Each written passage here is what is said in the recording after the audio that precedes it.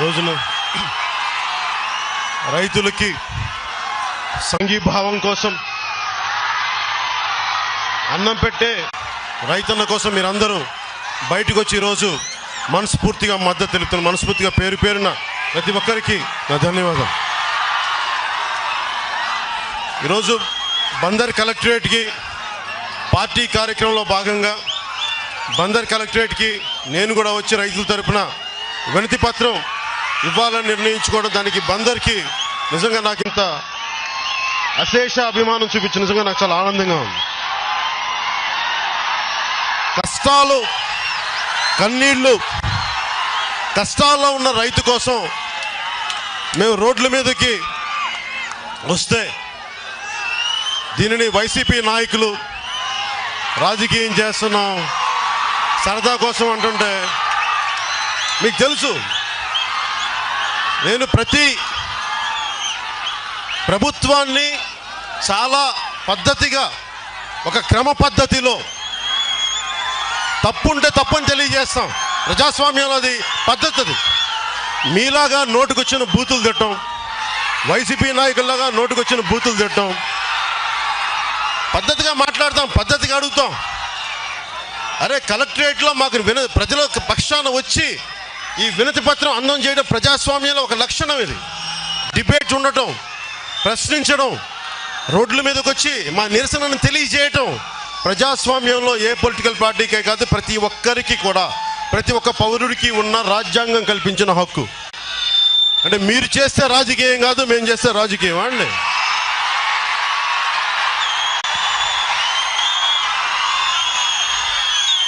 ఎందుకు మీకు తెలియజేసుకోవాలంటుంది. మేము ఎందుకు రోడ్ల మీదకి వచ్చాం?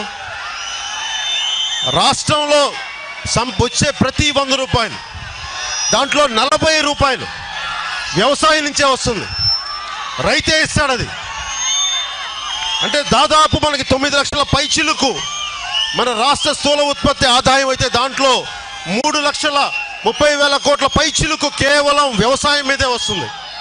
అంటే మనం సంపాదనలో రాష్ట్ర ఉత్పత్తిలో వచ్చేది 40% రైతు ఇచ్చేదే. అలాంటి రైతు కన్నీరు పెట్టి ఒక తుఫాను కాదు, 2 తుఫాన్లు కాదు, 3 తుఫాన్లకి జీవితం చిన్న భిన్నం అయిపోయి అప్పులు పాల ఏడుస్తూ ఉంటే కన్నీళ్ళకి కరగవా? మేము రామా రోడ్ల మీదకి? రైతు మేము కన్నీరు అండగా నిలబడవా? మీరు అన్న మాటలకు మేము భయపడతామా? మేము చాలా పద్ధతిగా మాట్లాడుతున్నాం. నేను రోడ్ల మీదకి వచ్చి నేను కూర్చొని ఒకటే గుర్తుపెట్టుకోండి, నేను భయపడే వ్యక్తిని కాదు. పవన్ కళ్యాణ్ భయపడ్డా.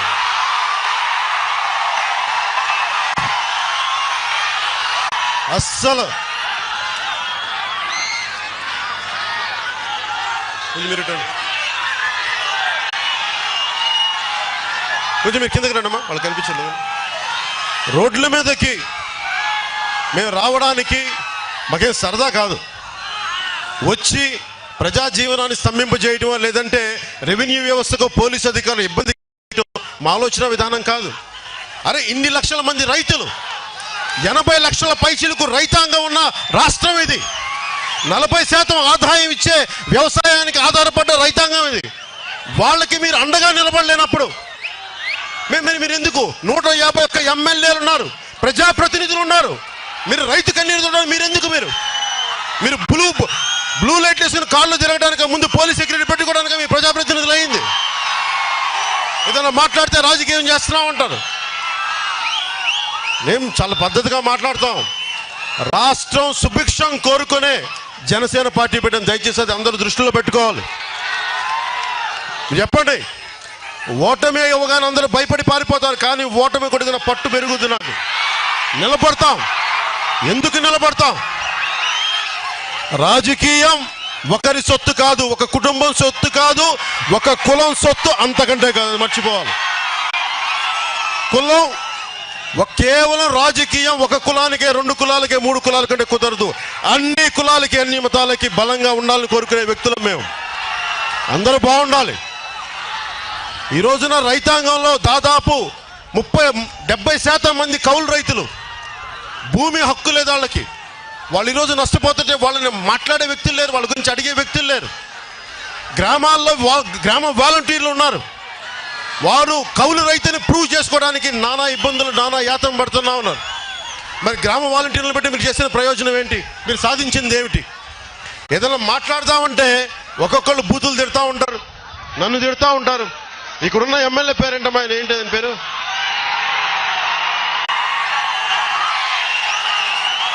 నానియా? అంటే వైసీపీలో నానీలు ఎక్కువ అమ్మా, ఏదో ఒక నాని.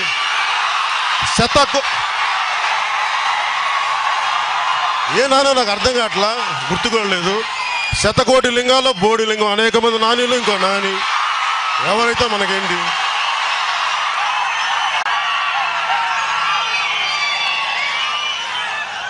శతకోటి నానీల్లో ఒక నానైన నాని గారికి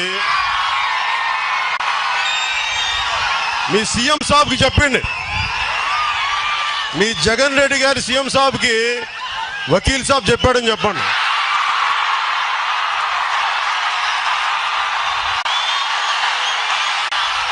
మీరు రైతుకి వచ్చి వెంటనే 10,000 రూపాయలు విడుదల చేస్తారా?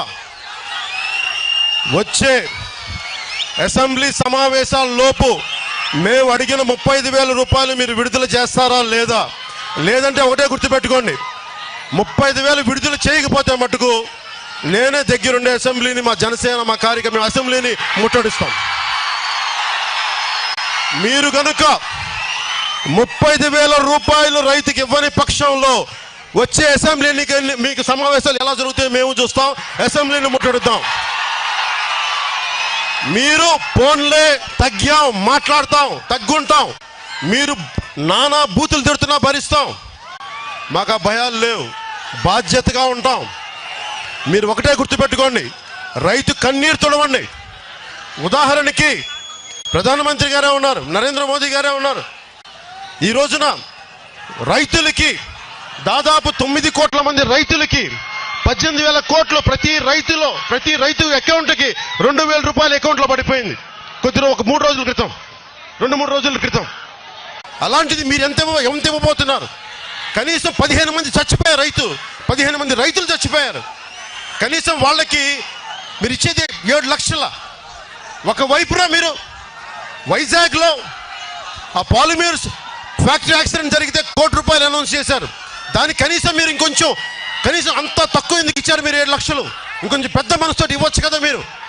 మీరు దోచేయడానికి ఇసుకలు ఉన్నాయి, మీరు దోచేసుకోవడానికి మైనింగ్లు ఉన్నాయి. మీరు అన్ని రకాలుగా దోచేస్తున్నప్పుడు మద్యం మాఫియా మీద మీ డబ్బులు వస్తూ ఉన్నాయి. మేము అడుగుతుంది ఒకటే, 10,000 రూపాయలు ఇవ్వడానికి మీకు మద్యం మీద మాకు ఆదాయం అవసరం లేదు. మన సీఎం సాబ్ జగన్ రెడ్డి గారు చెప్పారు, మాకు మద్యం మీద మాకు ఆదాయం అవసరం లేదు, మేము మద్యం నిషేధిస్తామని చెప్పి ఈ రోజున 17,500 కోట్ల రూపాయలు ఆదాయం వస్తే ఒక్క సంవత్సరం వదులుకోండి. మీ ఆదాయం మద్యం మీద 17,500 రూపాయలు ఒకసారి వదులుకొని 10,000 రూపాయలు చొప్పున 17 లక్షలు 17 లక్షల ఎకరాలకి నష్టం వచ్చిన రైతుకు మీరు అండగా నిలబడండి అని చెప్తే కూడా దానికి కూడా స్పందన లేదు. ఎందుకు రోడ్ల మీదకి రావు? ఎందుకు వస్తామే రోడ్ల మీదకి? అది మీరు రాజకీయం ఎందుకంటే రాజకీయమే అనుకోండి, కానీ మేము రైతుల పక్షాన నిలబడతాం, వాళ్ళ కన్నీళ్ళని తుడుస్తాం, వారి కుటుంబాలకి మేము అండగా ఉంటాం. దయచేసి అది మర్చిపోకండి. మీరు అసెంబ్లీ సమావేశాలు ఇక్కడి నుంచి వైజాగ్లో పెట్టుకుంటే వైజాగ్ వస్తాం, పులివెందులకు పెట్టుకుంటే పులివెందులకు కూడా వస్తాం. మాకు వెనక సంకోచించే వ్యక్తులం కాదు మేము. మీరు ఎక్కడ పెట్టుకుంటారో చెప్పండి అసెంబ్లీ సమావేశాలు. వైజాగ్, విజయవాడ, పులివెందుల రెడీ. మీరు సై అంటే మేము సయ్యే.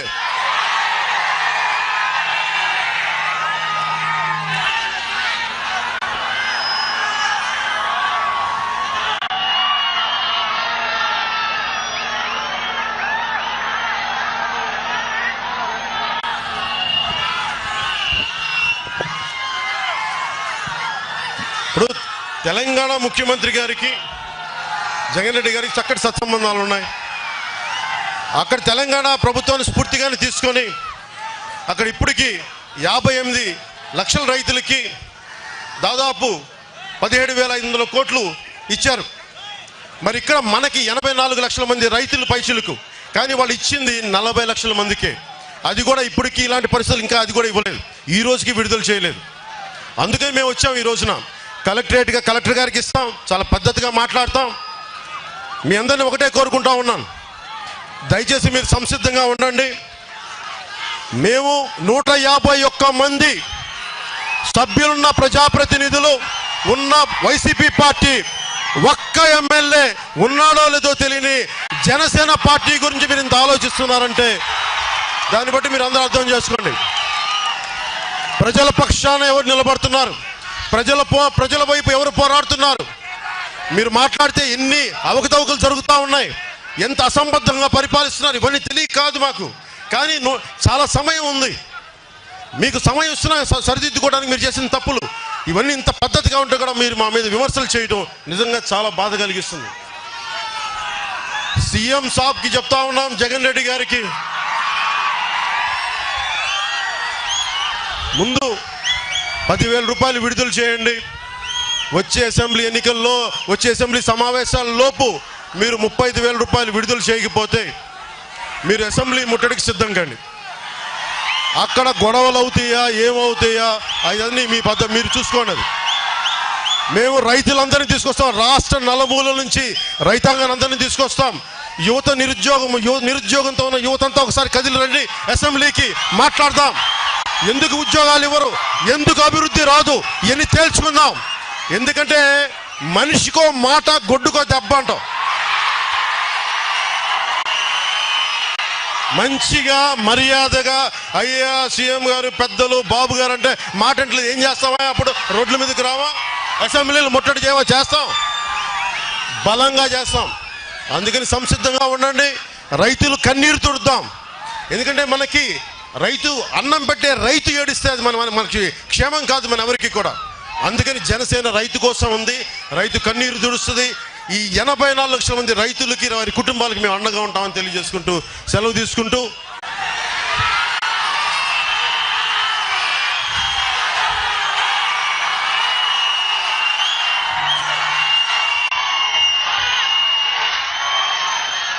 ఇందాక దారిలో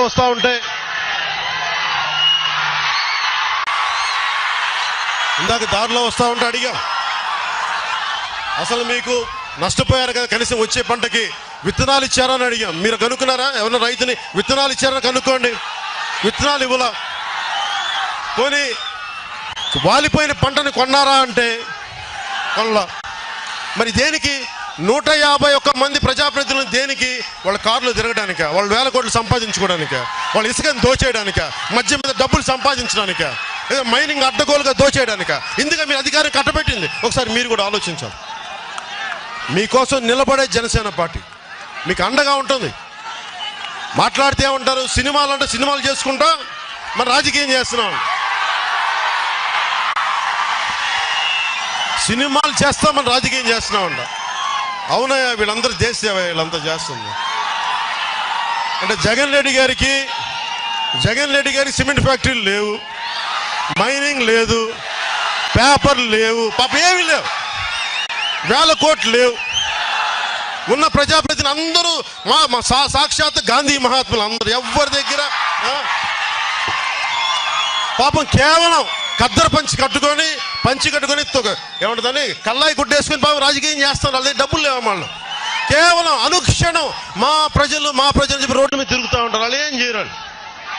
పాపం అసలు ఏ పని చేయకుండా కేవలం రాజకీయాల కోసమే, కేవలం ప్రజాక్షేమం కోసమే ఉంటే మరి మీకు ఫ్యాక్టరీలు దేనికమ్మా? మీకు కాంట్రాక్టర్స్ దేనికి? మీరు కాంట్రాక్ట్లు ఎందుకు తీసుకుంటున్నారు? అంటే మీ పనులు మీరు చేసుకోవచ్చు, మీ 1,000 కోట్లు మీరు దోచేసుకోవచ్చు. కానీ మేము కష్టపడి ఏదో పని చేసుకొని బ్రైడ్ల మీదకి వచ్చి ప్రజల కోసం వస్తే మేము సినిమాలు చేస్తుంటే ఖాళీ సమయాలు చేస్తున్నాం. మీరంతా ఖాళీ సమయాలు మీరు ఏం చేస్తారు? పేకాట ఆడతారు, పేకాట క్లబ్బులు ఆడుతున్నారు.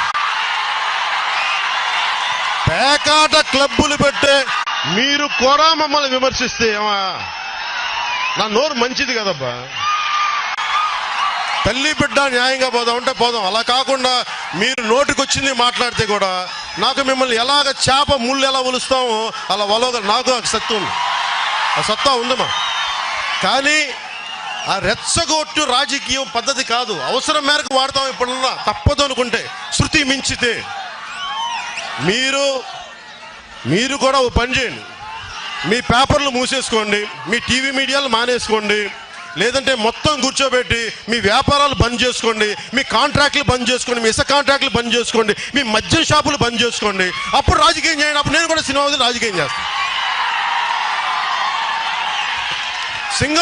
సింగపూర్ ప్రతినిధుల్లాగా వీళ్ళు జీతాల మీద బతుకుతారండి.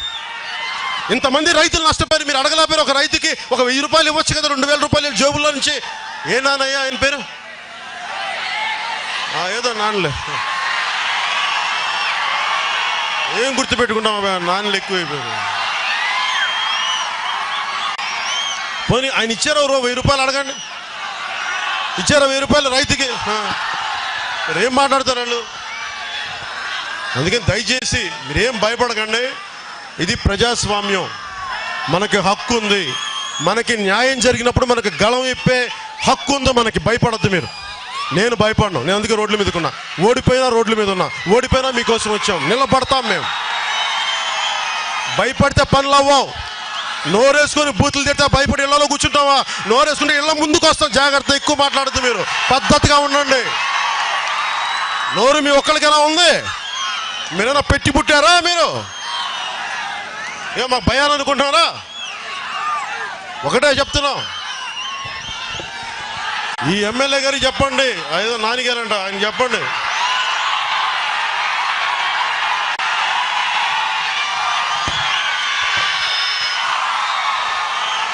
ఆయన చెప్పండి, మీ సీఎం సాబ్కి చెడుతులు కొట్టించాలి. పని చూడవా వెళ్ళి రైతులకి పని చేయ. పవన్ కళ్యాణ్ తిడితే మా మంత్రి పదవి పదిలంగా ఉంటుంది కూడా తిట్టండి. నాకేముంది, సంతోషం ఏముంది. కానీ న్యాయం చేయండి. రైతులకు అండగా నిలబడండి. పవన్ కళ్యాణ్ తిట్టండి. పోనీ వచ్చిన మంత్రి పదవి మీద రైతులకి ఏదైనా చేయండి. అలా కాకుండా కూర్చోబెట్టి మీ సీఎం మీ మంత్రుల పదవి కోసం నన్ను తిరిగి మీరు కూర్చుంటే మీరు ఏం పని? దానికి కూడా ప్రయోజనం చేయట్లేదు. దానికి కూడా ఏం ప్రయోజనం ఉంది దానికి? అందుకని ఒకటే చెప్దాం, వాళ్ళు పద్ధతిగా ఉంటారా? ఉన్నారు. 35,000 రూపాయలు ఇచ్చారా లేదా? వచ్చే అసెంబ్లీ సమావేశాల్లో లేదా అసెంబ్లీ ముట్టడి ఖాయం. ఇదే మీకు తెలియజేసుకున్నాం. మమ్మల్ని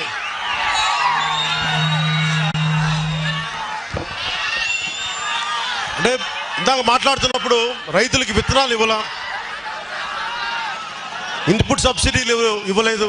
వాళ్ళ కనీసం అవసరాలకి, వ్యవసాయ అవసరాలకి వచ్చే పంట వేసుకోవడానికి వచ్చే ఖర్చులు ఇవ్వలేదు ఇప్పుడు దాకా. అలాగే నివర్ తుఫాన్ వల్ల నష్టపోయింది ఒక వరి రైతే కాదు, మినుములు వేసిన వాళ్ళు నష్టపోయారు, పత్తి వేసిన వాళ్ళు నష్టపోయారు, పచ్చిమిర్చి వేసిన వాళ్ళు నష్టపోయారు. అలాగే తీర ప్రాంతం అంతా ముఖ్యంగా మత్స్య కార్మికులు నష్టపోయారు. ఈ రోజున మత్స్య కార్మికుల కోసం మేము అండగా ఉంటాం. మత్స్య కార్మికులకి మీరు ఏ విధంగా అండగా నిలబడతారో ఒకసారి వైసీపీ ప్రభుత్వం ఇక్కడున్న స్థానిక ఉన్న నాని అనే ఒక ఎమ్మెల్యే గారు కూడా నిర్ణయించుకోవాలి. ఓట్ల సమయంలో కనిపించడం కాదు, బయటికి రండి, తిరగండి. ప్రజలు ఎలా ఉన్నారు, ఏ క్షేమం, ఏం చేస్తున్నారు మాట్లాడితే పొద్దున మైకులు పెట్టి పవన్ కళ్యాణ్ తిట్టడం కాదు, అండగా నిలబడండి. నన్ను రోడ్ల మీద తిట్టేస్తే మీరు దానికి కాదు, మీరు నిలబడండి, అండగా ఉండండి వాళ్ళకి. ఇదే పద్ధతిగా మీరు 35,000 రూపాయలు ఇస్తే మంచిది. లేదంటే మటుకు ఈ పర్యవసానానికి భవిష్యత్తు పరిస్థితులకి మీరే బాధ్యులు అవుతారు. మేము మట్టుకు మీరు 35,000 రూపాయలు ఇవ్వకపోతే మీ అసెంబ్లీ ముట్టడి ఖాయం. దానికి సంసిద్ధంగా ఉండండి.